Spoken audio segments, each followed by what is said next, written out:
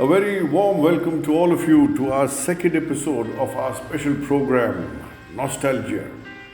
A program in which we talk about our teachers who gave us wisdom, who shared their vision, their perceptions, and how they actually shaped our future.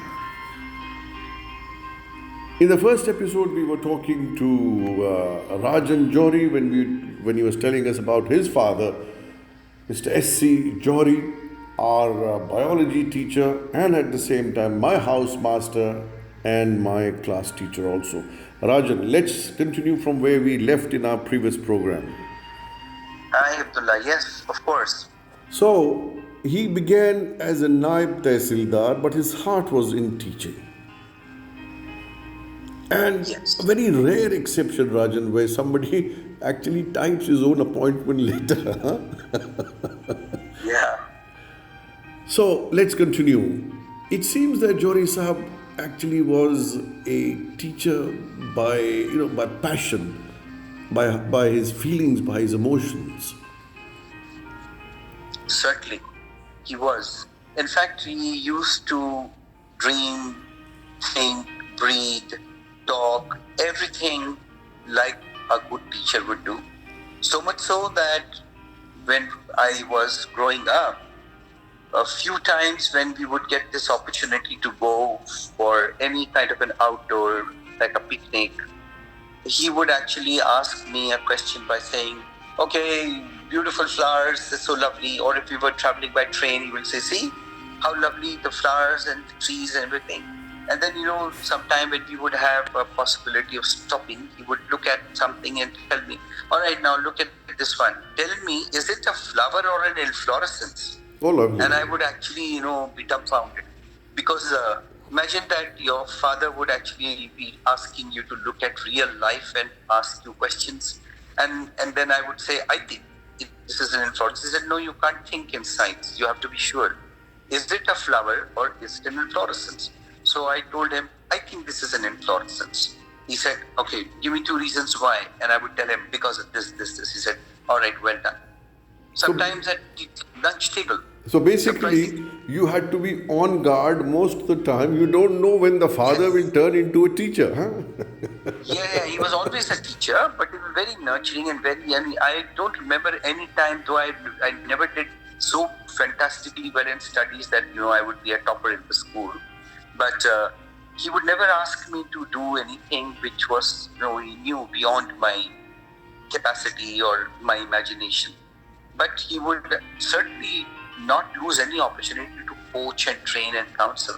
And at the dining table at lunch, imagine we come back from school, and since I was like the elder son, but also like the elder daughter, because my father would be getting ready, I need to make sure that my younger brother changes, and then I lay the food, which my mother used to keep in a hot case, because she would also go to her school. She was a teacher at that time, and she would not be there at the time we would eat at our home. And when I spread out the whole lunch and we are eating, my father would look at it and say, what type of dal is this? So I would say, oh, this looks to be arahar ki dal. He said, no, I'm not asking that. Is it a dicot or a monocot? And imagine I have to actually look into the dal and understand whether... So I would say, yeah, this is this. He said, oh, that's nice, wonderful, very nice. So as I said, half the time, I'm sure, Rajan, you would be on guard that when you can be asked something, when you are actually, innocently gazing at a beautiful flower or a beautiful petal, and then suddenly says, is this a corolla or a corona? Something like that, is it? Yeah, absolutely. Yes, you're right. I used to be always on the watch that, and so I think I became very observant as I grew up, and I became very observant on what's going on. And I also must say that, not only as a teacher, he was constantly looking for opportunities when I could learn.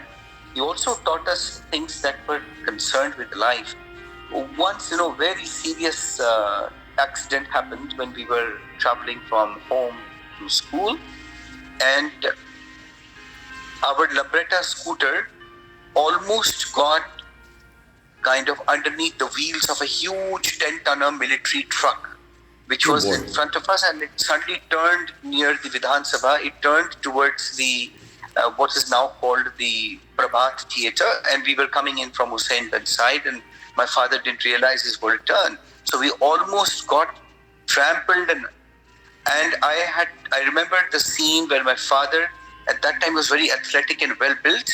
He picked up my younger brother, who was standing in that space you have in the front of the scooter between the handle and the front seat. He lifted him off literally and threw him onto the Chauraha, which was where the policeman stands. And my father and me, we were inside underneath the chassis of the truck, and the truck's wheel came and got onto the scooter. Oh. Actually, I had to be pulled out underneath the truck, and a lot of people got collected and everything like that.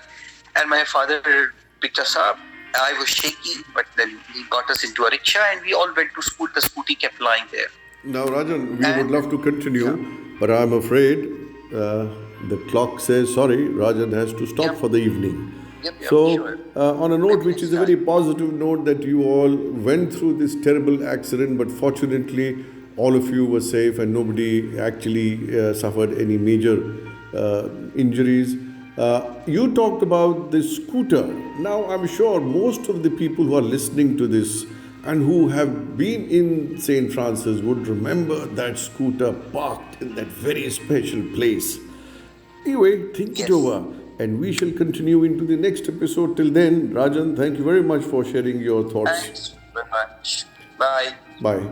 And brothers and friends, that was Rajan Johri talking about his father. S.C. Johri Sahab, our teacher, biology teacher.